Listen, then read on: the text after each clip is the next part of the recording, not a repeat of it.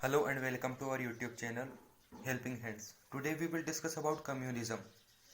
हम कम्युनिज्म के बारे में पढ़ेंगे, उसके फीचर्स क्या क्या हैं और इसकी हिस्ट्री क्या है और इसके अलावा इसके पॉजिटिव और नेगेटिव एस्पेक्ट क्या क्या हो सकते हैं, उसके बारे में जानने का प्रयास करेंगे। तो सबसे पहले कम्युनिज्म, इसको एक लाइन में डिफाइन करूँ तो कम्युनिज्म का मतलब होता है from each according to his ability and to each according to his needs. मतलब एक व्यक्ति अपनी क्षमता के अनुसार काम करे और उसे अपनी ज़रूरतों के हिसाब से मिले।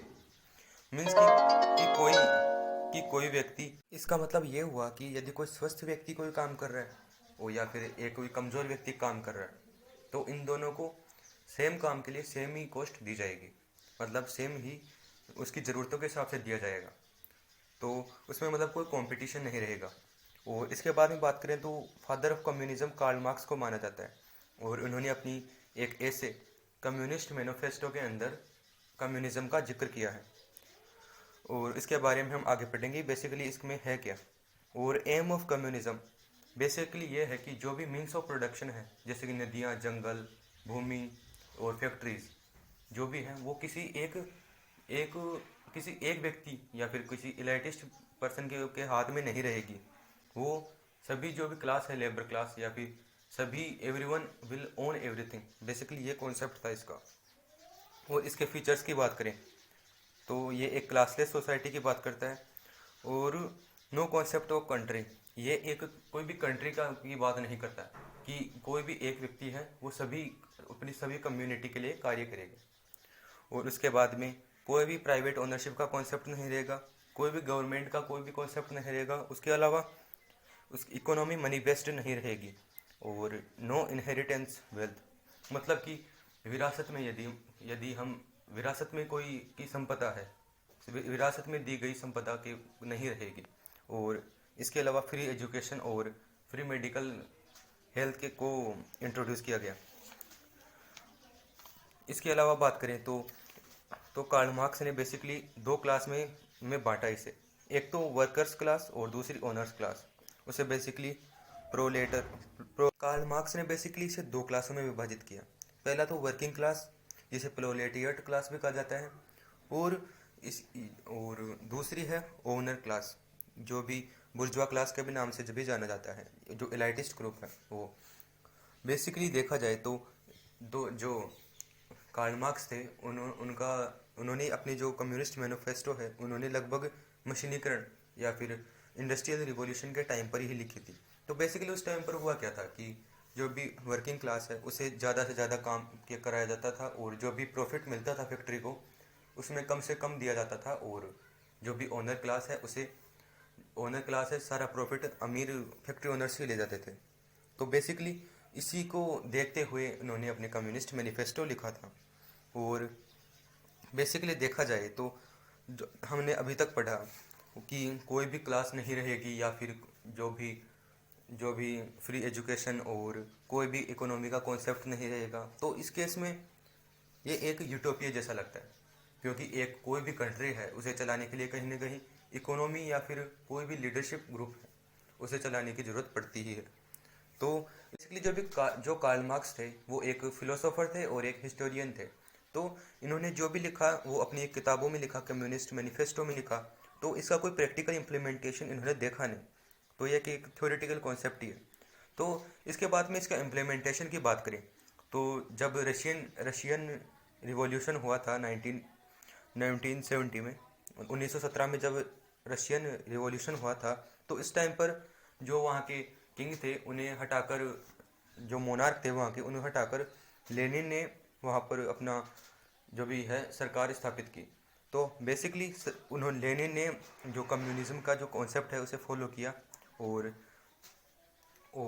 जो यूएसएसआर की स्थापना की वो 1922 के अंदर। और उसके बाद में उन्होंने जो भी लेबर क्लास की बात की थी कार्ल मार्क्स ने, उसके में उन्होंने काम किया। उन्होंने जो भी वर्किंग आवर्स थे उसे घटाकर 8 आवर्स और 5 दिनों के लिए हफ्ते में कर दिया उसे, जो कि आजकल हम फॉलो करते हैं। और उसके अलावा लेनिन थे, उन्होंने बहुत से बढ़िया काम भी किए कि उन्होंने वुमेन एजुकेशन को इंट्रोड्यूस किया। उसके अलावा जो भी खेत खेत जो थे किसानों से छीन लिए गए थे, उन्हें वापस डिस्ट्रीब्यूट किया। उसके अलावा जो भी फैक्ट्रीज थी उन्हें वापस उन्हें नेशनलाइज्ड कर दिया। और एक अपोजिंग थिंग भी है कि लेनिन को अपना क्रिटिसिज्म बर्दाश्त नहीं होता था, तो इसलिए जो भी उनका विरोध करता था उन्हें या तो उन्होंने उन्हें एग्जीक्यूट करवा दिया या फिर जेल में डलवा दिया। और जो भी उनकी अपोजिंग पार्टियां थी या फिर जो भी विपक्षी दल थे उन्होंने सबको हटा दिया और एक वन पार्टी नेशन बना दिया। और एक अपनी एक स्ट्रक्चर तैयार किया, मार्क्सिस्ट लेनिनिस्ट पॉलिटिकल स्ट्रक्चर, जिसे सोवियत कम्युनिज्म भी कहा जाता है। बेसिकली लेनिन ने ये किया कि जो फैक्ट्रियाँ जो कम्युनिज्म में बेसिकली लिखा था कि जो भी फैक्ट्रियाँ हैं और जो भी मीन्स ऑफ प्रोडक्शन है वो लेबर क्लास के हाथों में रहेगा। पर लेनिन ने वो सभी अब गवर्नमेंट के हाथों में ले लिया, जो भी नेशनलाइज्ड कर दिया। और जो भी पहले फैक्ट्री ओनर्स के हाथों में थी अब वो लेनिन के हाथों में या फिर गवर्नमेंट के हाथों में थी। और जब 1924 में लेनिन का देहांत हुआ तो उसके बाद में स्टालिन आए और उन्होंने जो फैक्ट्रीज थी उनमें प्रोडक्शन वापस स्टार्ट किया। और तो जो वर्किंग आवर्स थे उन्हें वापस इंक्रीज कर दिया और गवर्नमेंट ने फिर से उसे और ज़्यादा ओन करना शुरू कर दिया गया। तो जो भी एक डिक्टेटरशिप की प्रणाली वापस आ गई थी। एक प्रकार से देखा जाए तो लेनिन और स्टालिन थे वो एक डिक्टेटर ही थे, क्योंकि कम्युनिज्म में लिखा था कि कोई भी रूल नहीं करेगा, क्योंकि there is no government will exist and no means of economy and और जो भी कहा गया था। तो पर अब गवर्नमेंट अभी आ चुकी थी और जो फैक्ट्रियाँ थी उसके गवर्नमेंट मालिक भी बन चुके थे, तो कम्युनिज्म नहीं बचा था। तो इसके बाद में जब स्टालिन के बाद में आए माओ, और माओ की जो पॉलिसी थी वो स्टालिन से भी ज़्यादा डेंजरस टाइप की थी। उनका मानना था कि जो भी all political powers flows from the barrel of the gun. उनका मानना था कि जो भी पॉलिटिकल पावर्स हैं वो ताकत से ही आती है। आजकल हम जो देखते हैं माओइस्ट या फिर नक्सलिस्ट जो सोशलिस्ट स्टेट चाहते हैं, पर वो एक गन या फिर वायलेंस तरीके से चाहते हैं। वो माओ जो भी ये डिक्टेटर थे उसकी भावना का ही या फिर उसके जो तरीके हैं उसका ही अनुसरण करते हैं। उसके बाद में बात करें तो इसके हम पॉजिटिव और नेगेटिव एस्पेक्ट के बारे में देखते हैं। तो पहला तो ये कि इसमें कोई क्लास और या फिर कास्ट का कोई भी कॉन्सेप्ट नहीं है, मतलब कि किसी में मतलब भेदभाव या फिर डिस्क्रिमिनेशन नहीं रहेगा। उसके अलावा इनहेरिटेंस वेल्थ कि जो भी विरासत में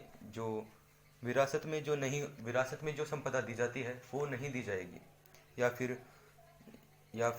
नहीं दी जाएगी। उसके अलावा जो वर्किंग राइट्स है वो दिए गए, और जो मिनिमम वेज है मतलब कम से कम इतना तो मिनिमम वेज है, मतलब कि कम से कम इतना तो वेतन देना ही पड़ेगा, उसे फॉलो किया गया कम्युनिज्म के माध्यम से।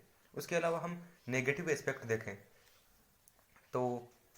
तो ये है कि कोई भी इंसेंटिव नहीं है कोई भी वर्क का, कि लाइक सभी को चाहे वो वर्क करे या नहीं करे। जैसे कि मैंने मतलब बेसिक डेफिनेशन में बताया कि कोई कितना भी वर्क करे, कि कोई स्वस्थ व्यक्ति वर्क करे या फिर कोई कमज़ोर व्यक्ति वर्क करे, तो उसे उतना ही मिलेगा जितना उसकी ज़रूरत है। तो उसमें कोई भी नया इनोवेशन नहीं होगा और कोई भी क्रिएटिविटी नहीं रहेगी। तो इसलिए फिर यूएसएसआर पिछड़ने लग गया था। बेसिकली मैं बात करूँ तो जो कम्युनिज्म है वो बेसिकली यूएसएसआर या फिर चीन और ऐसे देशों में अपनाया गया था प्रारंभिक रूप से। तो बेसिकली बात करें तो कि कम्युनिज्म की भावना यूएसएसआर में चलती थी और अमेरिका जैसे देशों में कैपिटलिज्म जो है वो चलता था। तो एक डिस्क्रिमिनेशन होने लग गया था कि लाइक कैपिटलिस्ट क्लास है वो एक कंपटीशन के बेस पर होती है, कंपटीशन को बेस मानकर चलती है। और जो ये यूएसएसआर है या फिर कम्युनिज्म है वो उसमें कोई कंपटीशन नहीं है। तो वो जो यूएसएसआर पिछड़ने लग गया था। और उसके अलावा बात करें तो बेसिकली देखा जाए तो कम्युनिज्म ये कहता है कि सभी समान रहेंगे और कोई भी क्लास, कोई भी गवर्नमेंट नहीं रहेगी, कोई भी पार्टी नहीं रहेगी, तो कोई भी लीडर नहीं रहेगा उस केस में, मतलब सभी नीचे रह जाएंगे तो कोई भी ऊपर नहीं रहेगा। मतलब कोई भी उन्हें लीड नहीं करेगा। जैसे कि कोई देश है, तो तो इतनी मतलब भारत के देखें तो 135 करोड़ जनता अभी है। तो इसको लीड उसको चलाने के लिए कम से कम 101 करोड़ या फिर 2 करोड़ लोग तो चाहिए, उसे उसे सही रूप से संचालित करने के लिए, और एक गवर्नमेंट भी चाहिए। तो ऐसे में ऐसे में देखा जाए तो कम्युनिज्म के केस में डिक्टेटरशिप की प्रणाली उभरने लग गई। जैसे कि माओ, या फिर माओ देख ले, लेनिन देख ले, स्टालिन देख ले, जैसे जैसे डिक्टेटरशिप की प्रणाली आ गई थी। और बेसिकली कई देश हैं जिन्होंने नो इनहेरिटेंस टैक्स या फिर इनहेरिटेंस टैक्स जो भी माना जाता है वो अपनाया, और अभी भी अपना रहे हैं। उसके अलावा वर्किंग राइट्स, वर्किंग और ये मिनिमम वेज है, या फिर इसकी भावना भावना क्या मतलब मिनिमम वेज है, यह प्रणाली अपनाई। इसके अलावा नो कास्ट नो रेस, मतलब बहुत से इसके पॉजिटिव एस्पेक्ट भी हैं, और जिसने जो जो देशों ने अपनाए हैं और अभी अपना भी रहे हैं। और उसके अलावा कभी कई पॉजिटिव भी हैं और कई मतलब नेगेटिव एस्पेक्ट भी उसे देखने को मिलते हैं। और अभी भी वियतनाम जैसे देश हैं, वहाँ पर वन पार्टी नेशन है। उसके अलावा क्यूबा देख लें, जैसे देशों में अभी भी वन नेशन की पॉलिसी है ड्यू टू कम्युनिज्म। बस, थैंक यू।